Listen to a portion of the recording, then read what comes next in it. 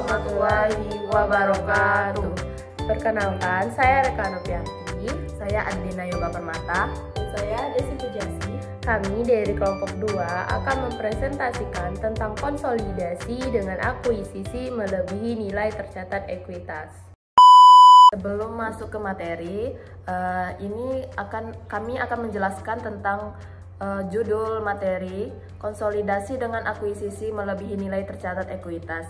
Itu maksudnya di mana penggabungan dua perusahaan di mana nilai akuisisi lebih tinggi daripada nilai buku ekuitas perusahaan yang diakuisisi. Proses ini memastikan bahwa laporan keuangan konsolidasi mencerminkan posisi keuangan dan hasil operasi yang lebih akurat dari grup perusahaan yang terlibat dalam akuisisi tersebut. Baiklah, materi selanjutnya adalah konsolidasi dengan akuisisi melebihi nilai tercatat ekuitas. Capaian pembelajaran setelah pemateri ini, mahasiswa diharapkan bisa memahami 3 materi. Yang pertama itu memiliki pemahaman tentang konsolidasi dengan akuisisi melebihi nilai tercatat ekuitas. Yang kedua, memiliki pemahaman akuisisi dengan goodwill dan pembelian dengan diskon. Yang ketiga, memiliki kemampuan untuk memenuhi kertas kerja konsolidasian untuk akuisisi melebihi nilai tercatat ekuitas. Materi selanjutnya adalah karakteristik konsolidasi dan akuisisi melebihi nilai tercatat. Itu ada prosedur konsolidasi.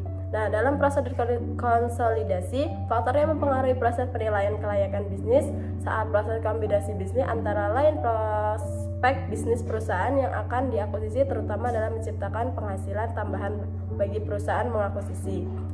Itu kondisi industri secara umum, nilai strategis bisnis, kualitas manajemen, dan nilai wajar dari aset maupun liabilitas yang dilaporkan oleh perusahaan yang akan diakuisisi. Nah, proses pembuatan laporan konsolidasi atas akuisisi yang dilakukan itu di atas nilai buku tidak memiliki perbedaan signifikan dibandingkan akuisisi pada nilai buku.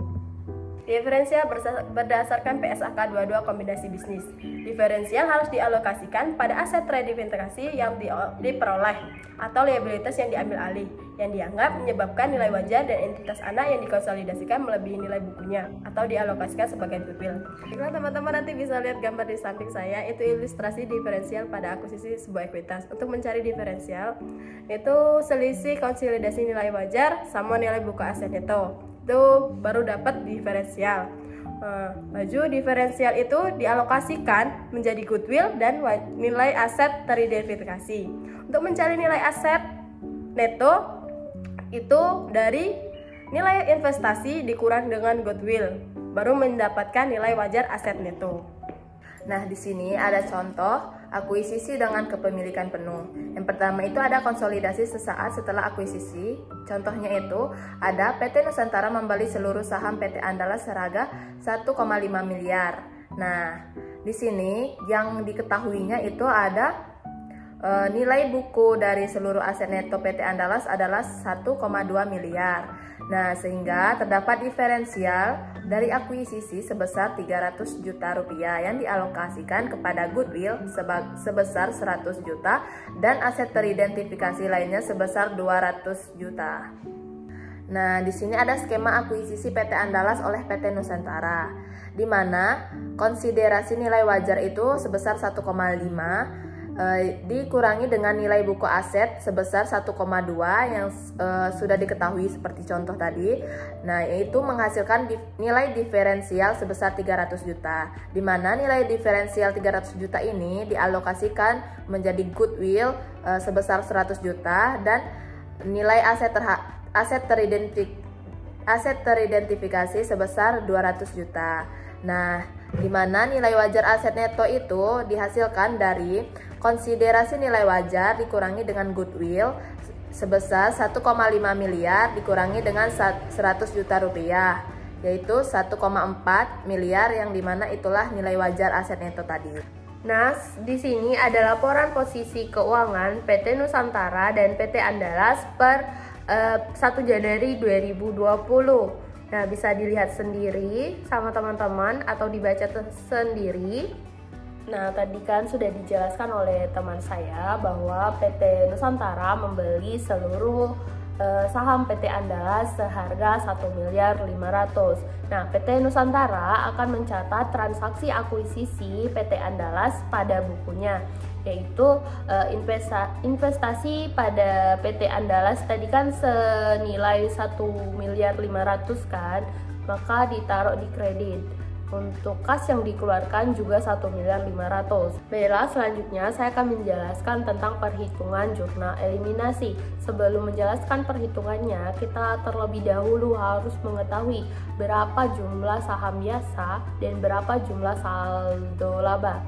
Di PT Andalas, saham biasanya terdapat 800 juta, sedangkan saldo labanya terdapat sebesar 400 juta.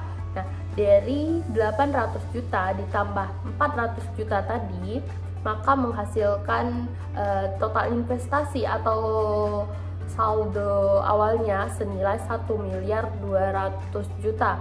Nah, sehingga jurnal untuk mengeliminasikan ekuitas anak dalam pengkonsolidasian laporan keuangan sesaat setelah diakuisisi sebagai berikut.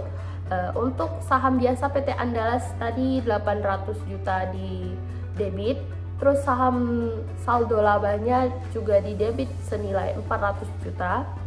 Di kreditnya investasi pada PT Andalas senilai 1.200.000.000. Baiklah, selanjutnya saya akan menjelaskan sekdul perhitungan saldo diferensial. Nah, sebelum itu kita terlebih dahulu mengetahui persediaan dari PT Andalas. Di laporan posisi keuangan tadi kita sudah mengetahui bahwa persediaan PT Andalas pada nilai bukunya terdapat 350 juta, sedangkan pada nilai wajarnya terdapat 400 juta. Selisih dari 350 juta dikurangi dengan 400 juta menghasilkan 50 juta. Selanjutnya yaitu tanah. Untuk tanah, PT Andalas pada nilai bukunya terdapat senilai 500 juta, sedangkan pada nilai wajarnya yaitu 710 juta. Di sini selisihnya senilai 210 juta. Nah, selanjutnya yaitu bangunan dan peralatan.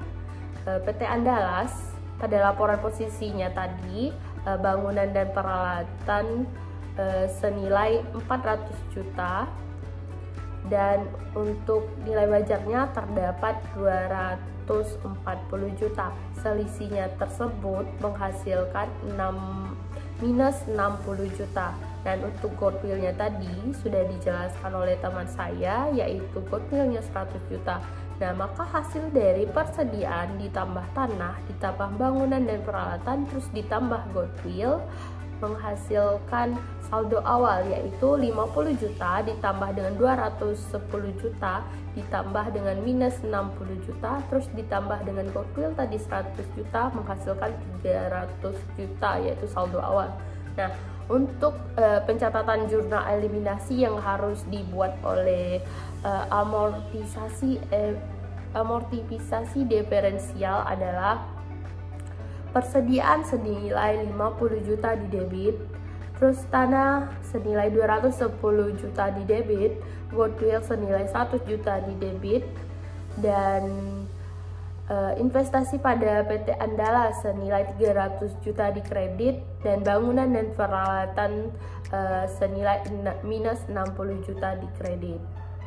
Baiklah, selanjutnya saya akan menjelaskan tentang aset teridentifikasi dan liabilitas diambil alih, pengklasifikasikan dan penentuan aset teridentifikasi dan liabilitas yang diambil alih berdasarkan hal-hal berikut. Yang pertama yaitu persyaratan kontraktual. Maksud dari persyaratan kontraktual yaitu aset dan liabilitas yang diakui harus didasarkan pada kontrak-kontrak yang sah dan efektif pada tanggal akuisisinya. Yang kedua yaitu kondisi ekonomi. Maksud dari kondisi ekonomi yaitu aset dan liabilitas diakui berdasarkan nilai wajar mereka pada tanggal akuisisi. Yang ketiga yaitu kebijakan operasional dan akuntansinya. Maksudnya perusahaan harus mengidentifikasikan semua aset dan liabilitas yang relevan dengan nilai bisnis yang diakuisisi termasuk aktiva lancarnya, aktiva tak lancar, utang lancar, dan utang tak lancar. Nah, yang terakhir yaitu kondisi terkait lainnya yang ada pada tanggal terjadinya akuisisi. Maksudnya perusahaan harus mengakui provisi dan liabilitas kontingen yang sudah pada tanggal akuisisi jika nilai wajar dapat diukur secara andal. Selanjutnya itu ada goodwill. PSAK 22 mendefinisikan goodwill sebagai selisih antara nilai agregat dari yang pertama itu imbalan yang dialihkan, jumlah kepentingan non pengendali, nilai wajar kepentingan ekuitas yang sebelumnya diakuisisi jika kombinasi bisnis dilakukan bertahap, dan nilai wajar dari aset teridentifikasi yang diperoleh dan liabilitas yang diambil alih. Goodwill tidak dapat diamortisasikan tetapi merupakan subjek atas penurunan nilai menurut ketentuan PSAK 48, penurunan nilai aset dan tidak dapat diamortisasi. Nah, di samping saya ada gambar 42 perhitungan goodwill yang dimana itu imbalan dialihkan ditambah dengan kepentingan non pengendali ditambah nilai wajar kepemilikan sebelumnya dikurangi dengan nilai wajar aset teridentifikasi dan liabilitas diakui, itulah menghasilkan goodwill. Baik, selanjutnya adalah pembelian dengan diskon. Pembelian dengan diskon yaitu di mana nilai wajar yang dikeluarkan oleh investor lebih rendah dibandingkan dengan nilai wajar dari seluruh aset neto yang dimiliki investor. Pembelian dengan diskon dapat terjadi karena misalnya dalam kondisi yang dilakukan dengan terpaksa atau terdesak. Menurut PSAK 22 mengidentifikasikan bahwa investor mengakuisisi harus mengakui keuntungan yang dihasilkan dari pembelian dengan diskon ini melalui laba atau rugi pada tanggal akuisisi. Baiklah, itu saja penyampaian materi dari kelompok kami. Kami tutup. Wassalamualaikum warahmatullahi wabarakatuh.